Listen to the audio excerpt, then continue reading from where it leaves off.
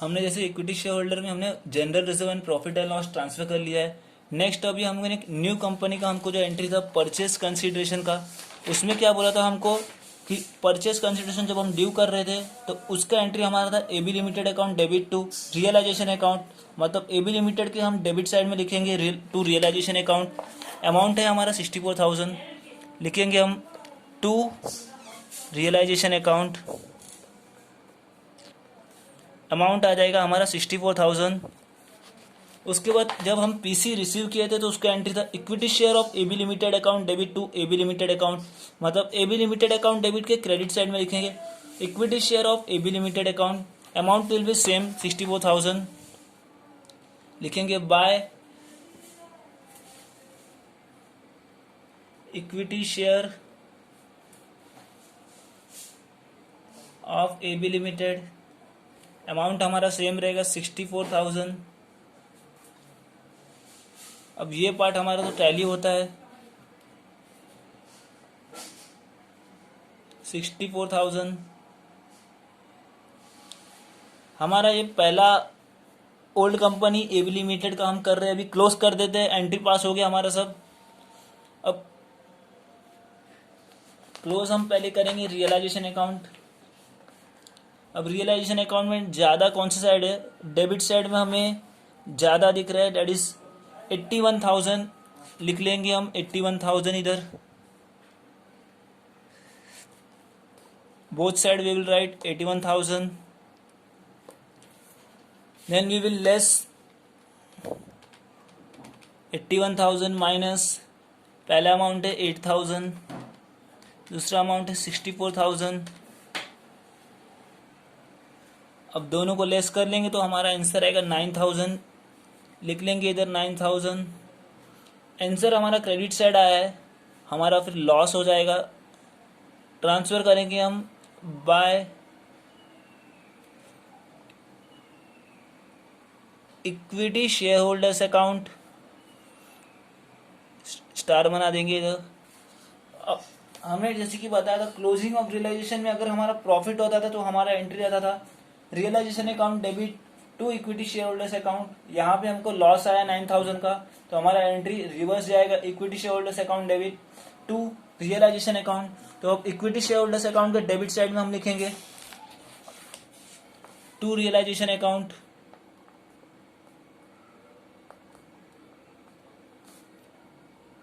$9,000। अब हमको एक और एंट्री पास करना है।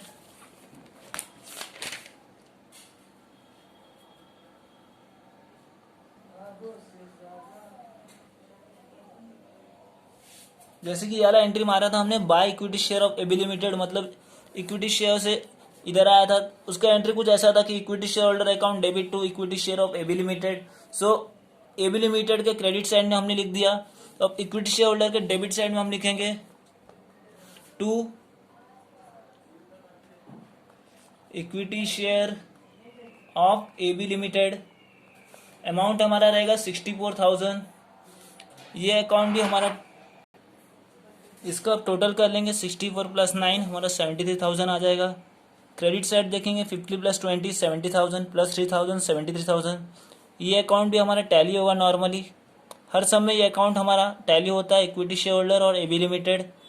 टैली अमाउंट इसका है 73,000। अब जैसे हमने ये ए लिमिटेड सॉल्व किया, सेम हमको ऐसे बी लिमिटेड सॉल्व करना है। जैसा आपने ए लिमिटेड बनाया था वैसे ही दूसरा ओल्ड कंपनी हमारा है बी लिमिटेड, उसमें भी सेम पोस्टिंग करना रहेगा। एक बार मैंने पोस्टिंग कर दिया, आपको एक बार आउटलुक बता देता हूँ। एसेट्स पहले हमें ट्रांसफर करना रहेगा। एसेट ट्रांसफर करने की एंट्री क्या है, realisation account debit to assets account. हमारे बी लिमिटेड के सारे एसेट्स को हमें ट्रांसफर करना है। Realisation account debit to goodwill account, to land and building account, to plant and machinery, to stock, to furniture and fittings, to debtors, to cash. Assets के amount credit side में and उसका total हमें realisation के debit side में लिखना है 50,300। Next इसका narration ऐसा रहेगा, Bing asset transfer to realisation account, और you can write being asset transfer. Then हमने इक्विटी शेयर्स को हमने ट्रांसफर किया, जो कि ट्रांसफर होता है इक्विटी शेयर होल्डर अकाउंट में। तो equity share capital account debit to equity share holder account, narration उसका रहेगा being equity share transfer to equity share capital account, amount will be 40,000। Then हमारे एक्सटर्नल लाइबिलिटीज है हमारे जो, उसे हमें ट्रांसफर करना है रियलाइजेशन में।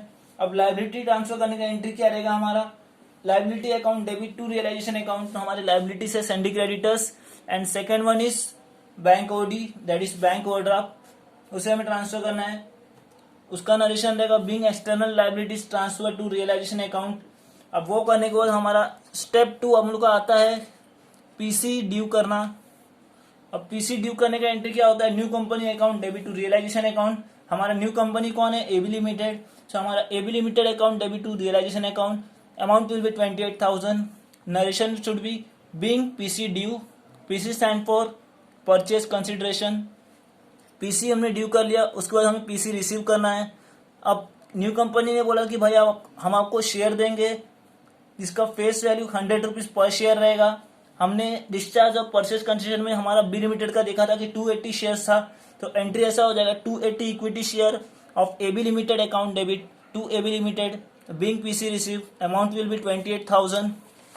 अब स्टेप नंबर 2 हो गया है। स्टेप नंबर 3, 4, 5 तो नहीं है। स्टेप नंबर 6 आता है हमारा क्लोजिंग ऑफ रियलाइजेशन। ये 3 एंट्री हमें बाद में करना है। एक एंट्री करना है equity share account debit to profit and loss. हमारा जो प्रॉफिट एंड लॉस दिया था हमारे डेबिट साइड में, उसे हमें ट्रांसफर करना है इक्विटी शेयर होल्डर अकाउंट में 5,700। नरेशन लिख देंगे being profit and loss account transfer to equity share holder account. यह हमारा रियलाइजेशन अकाउंट है। जैसे कि हमने जनरल एंट्रीज में पास किया था एंट्रीज, वैसे हमें सेम उठा के यहाँ पोस्टिंग करना लेजर में। टू सन्ड्री एसेट्स लिख दो, सारे एसेट्स के नाम लिख दो, goodwill, land and building, plant and machinery, stock, furniture and fittings, debtor, cash. Amount इधर में लिखना, टोटल करके बाहर लिखना। देन हमारे लाइबिलिटी साइड हमें आता है बाय सन्ड्री लाइबिलिटी, हमारा क्रेडिटर्स, बिल पेबल, उसका अमाउंट हमने लिख लिया 8,000। देन हमारा परचेस कंसिडरेशन का हमने ड्यू किया था, उसका एंट्री था हमारा AB limited account debit to realisation account, हमने लिख लिया by AB limited 28,000। Next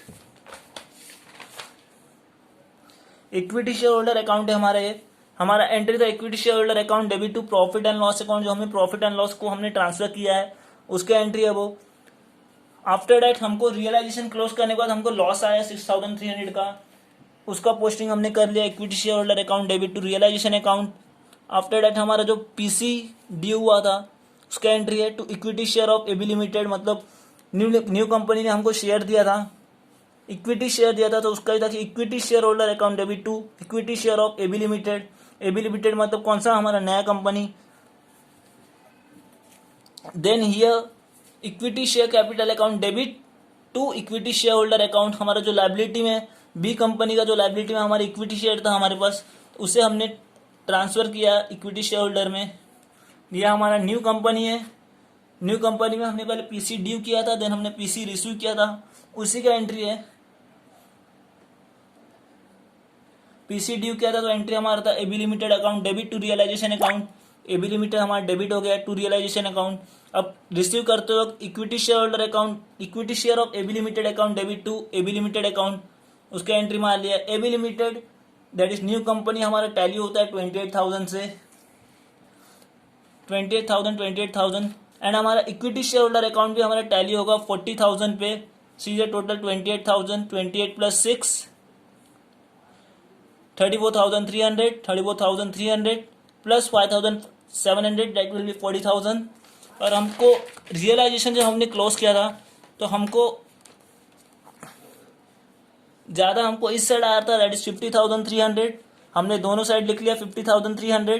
then 50,300 को हमने माइनस किया 8,000, 8,000 एंड 28,000 से।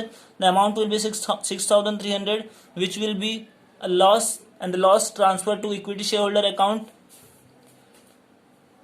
ये था हमारा अमालगमेशन का half part, that is old company के हमने दोनों कंपनी के हमने journal entries and ledger pass कर लिए।